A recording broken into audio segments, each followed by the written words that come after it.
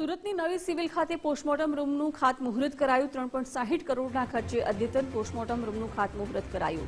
હોસ્પિટલના ડીન અને ઇન્ચાર્જ સુપ્રિન્ટેન્ડન્ટના હસ્તે ખાતમુહૂર્ત કરાયું। હોસ્પિટલના તબીબી સ્ટાફ સહિતના મહાનુભાવો હાજર રહ્યા।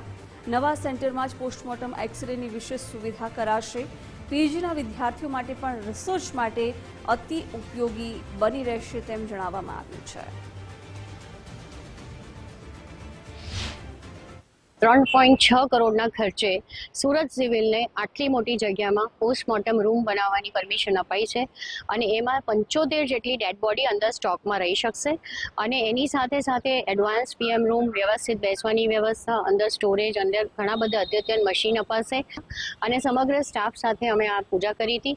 આજે ભૂમિપૂજન કરવાની સૂચના સરકાર દ્વારા જ હતી કે જલ્દીથી જલ્દી જેટલું કામ ચાલુ થઈ જાય તો વરસાદ પહેલાં જેટલું કામ જલ્દી ચાલુ થઈ જાય એટલું જલ્દી આ બિલ્ડિંગ બની જશે।